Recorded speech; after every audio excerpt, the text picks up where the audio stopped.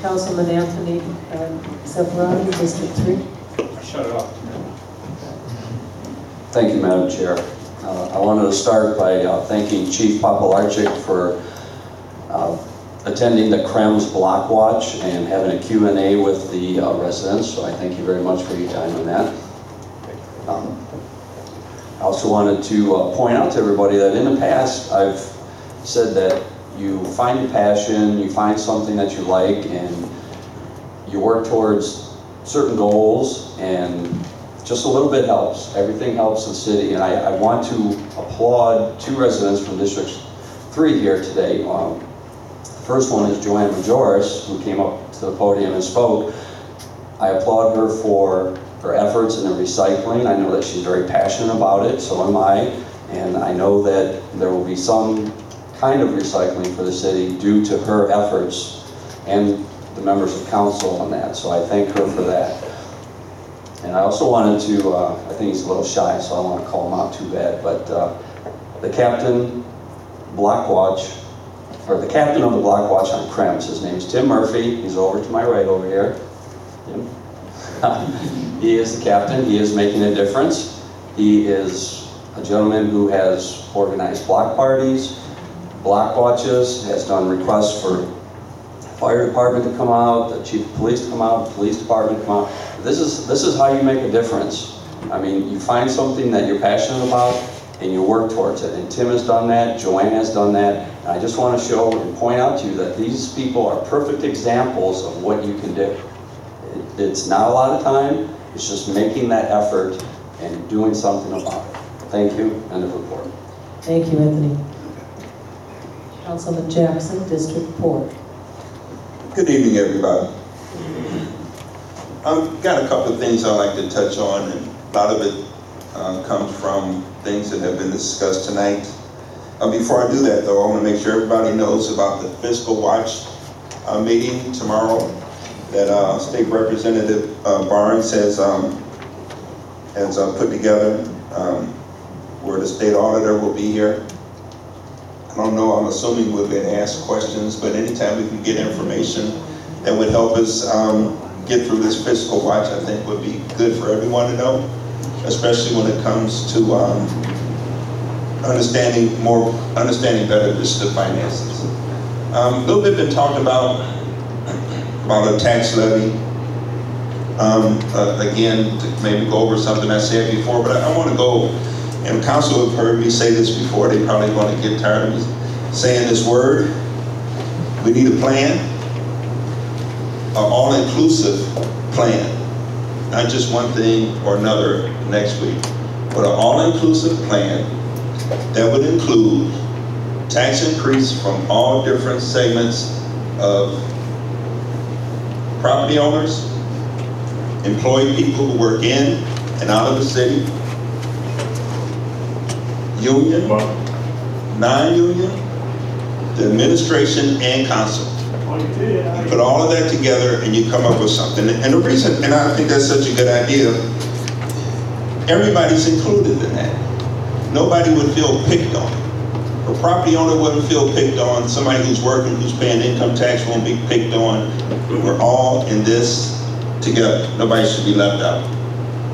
When it comes to reduction of council or salary, this is something else council have heard me say, and I guess I need to put more things and bring them before the public.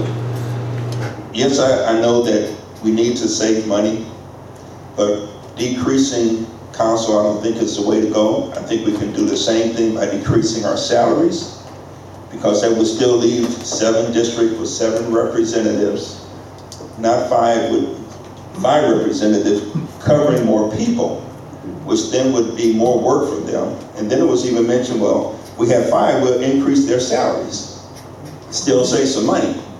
But I think that the 7 districts with 7 council people would be better off than that. And again, all we have to do is reduce our salaries, and I'll be the first one to say I would be up for that, even though I know council salary has been decreased recently. Again, if we're all in this together, let's all participate together. I think that's it. Thank you. End of report. Thank you, Mr. Jackson. Councilman Brownlee, District 5. Thank you, Madam Chair. I've been going around the past few days distributing flyers for the meeting tomorrow night. I'm really looking forward to it. Looking forward to seeing the state auditor himself. I get to ask some questions, hear his input, talk to folks from his office, Representative Barnes, and of course, you as well. I know quite a few people have said they're going to be coming from District 5. So I look forward to it. And I encourage you to come out. It'll be 7 o'clock tomorrow evening. There's some flyers on the back table if you haven't heard about it yet. Regarding reducing council, just like Mr. Jackson said, I also am, I don't think that's a very good idea. As of right now, how many people do you think I represent roughly, or each of us up here represent? It's roughly about 3,000 people. If we were to reduce it to 5, we would represent over 1,000 more, 4,000 people. And I already hear folks when I'm out in the street say things like, wow, it's good to see someone out here. Wow, it's good to see you actually come by. Well, it would be even harder to come by. It would be even harder to show up on your doorstep and say hello if there were another 1,000 people to represent.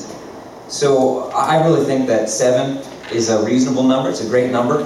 Even if you look at statutory cities that are governed by the ORC, that the number of representatives we have is the number they suggest in the Ohio Revised Code for cities our size. So I look forward to remaining as a 7-member council. And regarding the council president position, I look forward to looking into that as well. We had a nice conversation in our last committee meeting regarding this, talking about what will be happening, how it will work out with reducing or taking the position of president from an elected position to one of us being voted to be the council president. As we talked about it, I think we all started to see more and more benefits actually of doing it that way, beyond the cost savings. And I look forward to considering that in the future. Now, regarding a comprehensive plan, man, this is getting to be a worn-out soapbox. I think it's going to collapse on us soon. Yes, Mr. Jackson is 100% right. We need a comprehensive plan. That's the way it works anywhere you go, whether it's in your house, whether it's in your business. You don't just say, well, shoot, I need some money, so I'll just run out and sell this and that'll work. Or I'll just run out and I'll do this one thing. You usually sit down with a pen and a paper and you kind of list out the things that are options, you weigh them out, you crunch the numbers, and then you say, we're going to do this here, cut this back, bump this up, switch this around, and you come up with a solution. It's not merely, well, I'm going to sell the washer today. Well, great, now I've got to go to the laundromat to wash my laundry. That didn't exactly solve the problem. We don't want to end up in more situations like that. Council rules is something else we're also discussing. The rules of council, parliamentary procedure as well, are very important in bodies such as these. Because, being a democratic board where the majority rules, one thing that always has to be guarded, has to be protected, and that's the rights of the minority. We all, in one way or another, have been a minority in some group, in some position, and we know what it can be like to have our rights taken away, or our voice silenced, because the majority didn't like what you had to say. We've all been there. We know what it's like. And so these rules are very important to us as a body, and we'll be considering them in the future, and that's another thing I'm pleased to say. And the weather, well, it's a little hot right now, but it's beautiful. It's summer now. We're going to be out in our yards enjoying these months, and I look forward to seeing you out in the street while I'm walking around, or maybe when you're at the library, you can say hello, because my house is right over there across from the exit from the library. So feel free to pop in or say hello. With that, I'll end my report. Have a nice summer. Councilman Trojanski, District 6. Good evening. Thank you for coming out. I'll be short. As just want to report that I'm currently working to bring some free educational programs to Maple Heights residents with ESOP. ESOP is Empowering and Strengthening Ohio People. It is a nonprofit organization previously, and they continue to help people who are in foreclosure, with foreclosure prevention. They're also now offering additional courses in financial literacy classes for adults, homeowner classes, and a Money Smarts for older adults class, which is educating seniors on scam awareness and offering assistance with determining what financial benefits you may be eligible for, as well as helping you to apply for those. So I'm working with them to bring those free classes to residents of Maple Heights. This coming weekend is the judging for the District 6 Best Yard Contest. Since I've been in office, I've had a Best Yard Contest, so that's taking place this weekend, and I will announce the winners at the next regular council meeting in July. The June District 6 Informer newsletter is available. There's copies on the back table, so when you're out, pick one up on your way out. And I just want to announce that one of my residents and educator, Dr. Regina Williams, she is hosting a free educational event, Phenomenal Poetry Fest, celebrating the life and art of Maya Angelou on Monday, June 30th, from 7 o'clock until 8:15 at the Maple Heights Library in meeting room number 3. For information, or if you want to register or participate, call Dr. Regina Williams at 216-244-6630. And with that, I conclude my report. Thank you. Councilwoman Agee, District 7. I would like to thank the fire chief and your team for the good job that you did at assisting at the fire on 20668 Donnybrook Road. It makes the residents in District 7 feel much safer. The firemen and the policemen are very important in our community. Thank you so much, Ian. Councilman Adams, District 1. Thank you. First off, I'd like to start thanking Council for passing the 2 resolutions. Democracy at work will begin. It's going to be up to you residents. What do you want?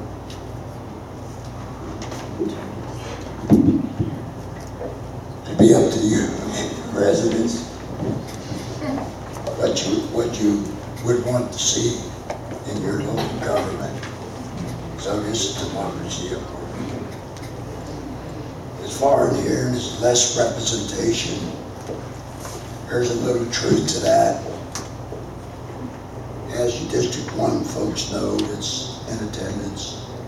I'm there 24/7 because I don't have a job. I'm a senior and I'm retired. But that is my job because I care about District 1. And Ron's comment about taking a pay cut, the rest of the council, I did that over a year ago with a 5% pay cut.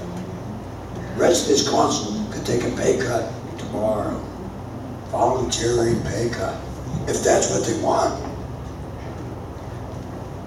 That's what Ron's saying. Ron, take a voluntary pay cut.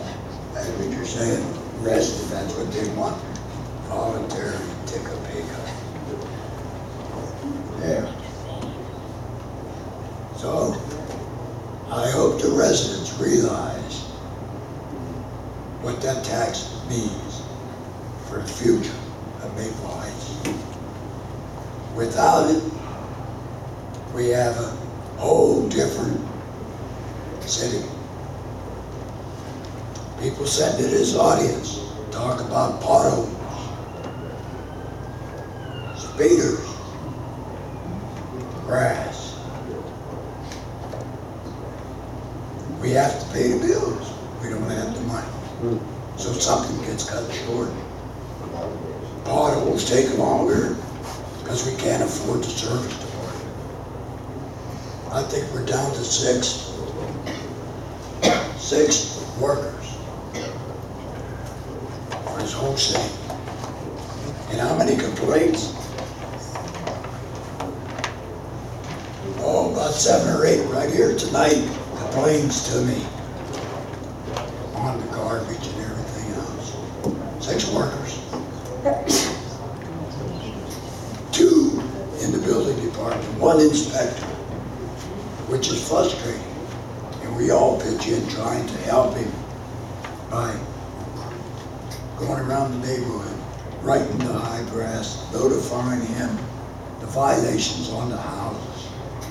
So I urge you, I don't know what the financial situation is, but we had a tax decrease, should more or less make up for the tax.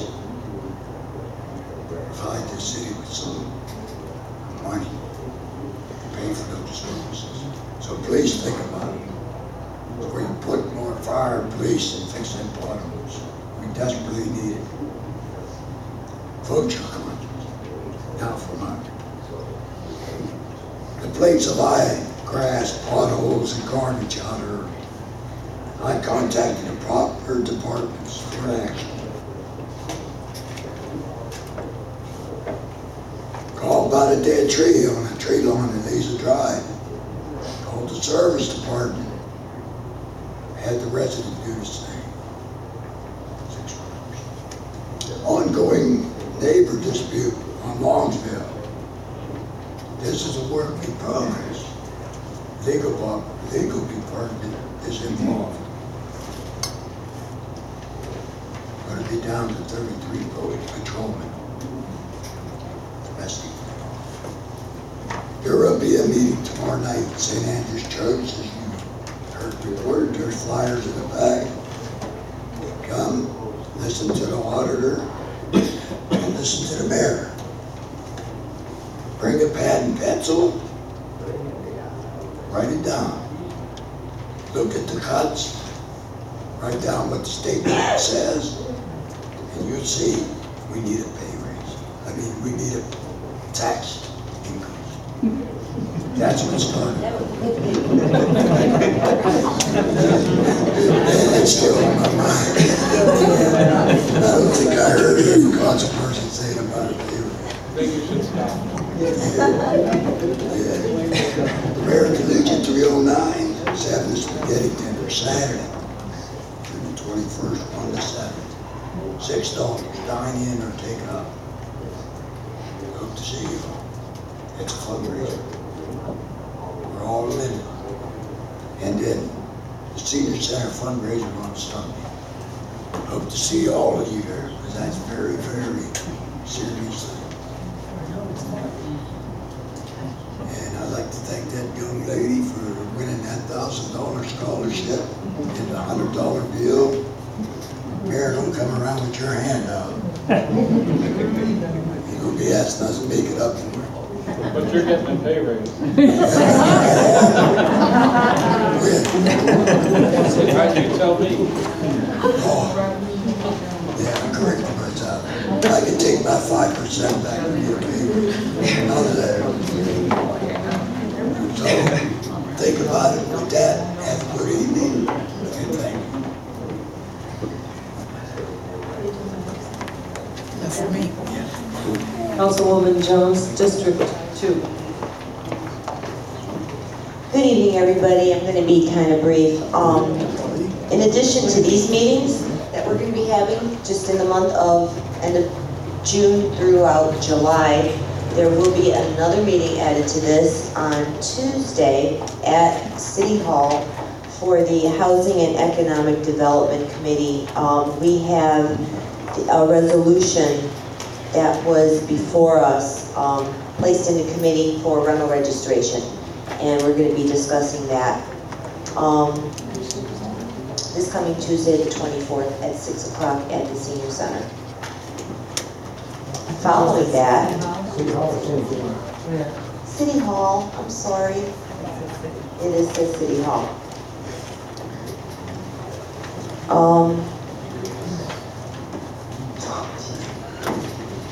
Please do come to the Senior Center fundraiser on Sunday.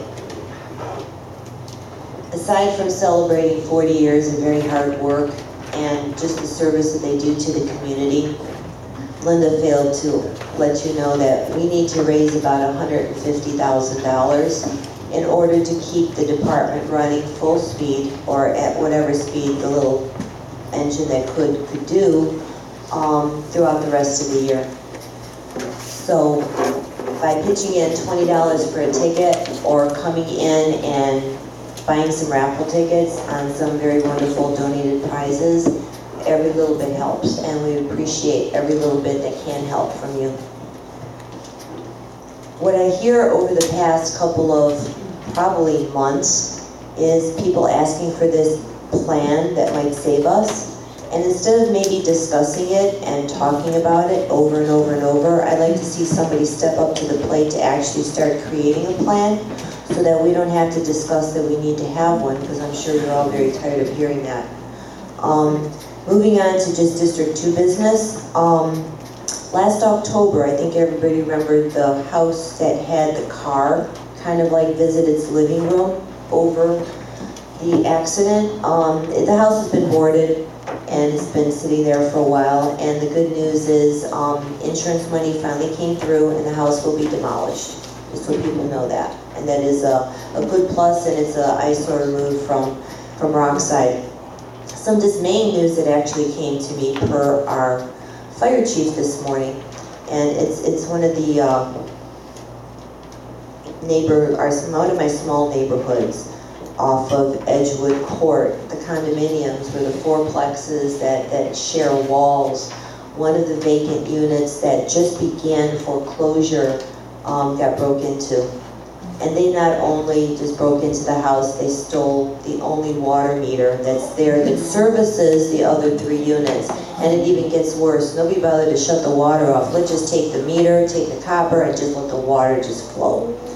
So we have quite a situation over there. I want to thank Service and or whoever else was there with the fire department to try to, secure the building, as well as call the water department to turn that off. But now there are 3 units that, they don't have water, and it's not because they didn't pay their bills, because there's no meter.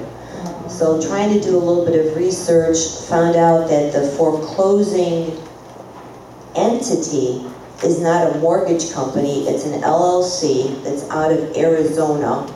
So good luck trying to contact them, but there also is an attorney that's representing that entity to the foreclosure. And after calling them, they said that they would try to contact this entity. But doing a little bit more research, and this is one of the reasons why council is trying to put together some of these ordinances and agent in charge. This one LLC is a partner of 3 other ones, just following the chain of command, and finally found a contact person with a phone number, but not in Delaware. I don't remember, I don't think it's Arizona either, but I gave it to Chief Dursick to hopefully pass on to our building commissioner to let them know what the situation is and see if we could do any enforcement of them, hopefully replacing that meter so that people can have water. So that's one of the dilemmas that it just keeps on rolling. So I'm going to also try to resolve the issue this summer with having people see if we could separate the meters so that everybody has their own individual, but at what cost, I don't know what we could do there. There will be letters being sent out to my residents that need to have some sprucing up done after a drive through the district. Letters are going to be sent out to your neighbors that need to paint their garage, maybe do a little tuck pointing, and it's a voluntary thing. It's not something that's going to be turned into building department, but it's just like help make the neighborhood beautiful. Just because we're in a situation right now at this point in time doesn't mean that we're not going to continue to live our lives and to still preserve our assets that we have in the community, which is our own homes. We shouldn't, neglect those. I started passing out letters because there were so many of them. I didn't have enough of, I didn't have any envelopes, so that didn't help right there. So I couldn't even mail out anything.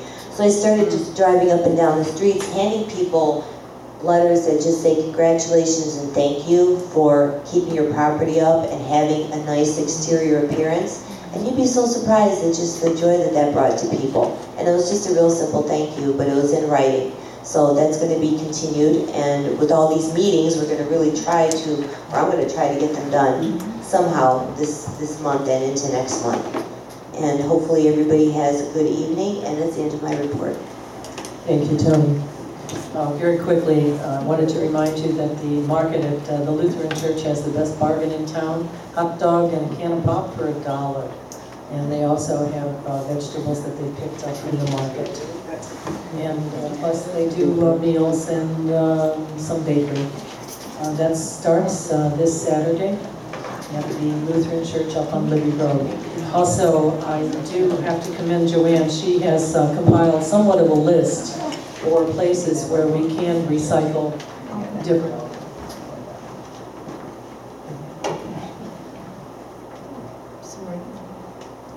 Thank you. Where we can recycle different things. Unfortunately, you have to go from place to place with your bags or your cardboard or whatever, but we will be compiling a list. Joanne has several suggestions, and I'm still working on it as well. My blue bags are all over the basement, all over the garage, and I don't know where to put them. We're just going to have to, I guess, think a little differently and sort differently, because some will take plastic, some will take cans, and we do have areas in the city where we can drop tin as well. And also, I think the fire department has a recycling issue. We did talk to Waste Management about the possibility of putting bins in the city. However, there is going to be a charge, so we kind of backed off on that until we get more stability as far as our finances are concerned. And also, I just wanted to mention to the folks that are concerned about the tax incentive, the rate of tax going up. 50% is much better than 25%, and I know you understand that. Kathy, our council clerk, will be distributing format and a lot of information that will make it a lot more visible. We'll be compiling charts for residents, and whoever has some information that they'd like to see on that, just give us a call. I think that will make it a little more visible. I think 50% might be just a little more palatable than 25.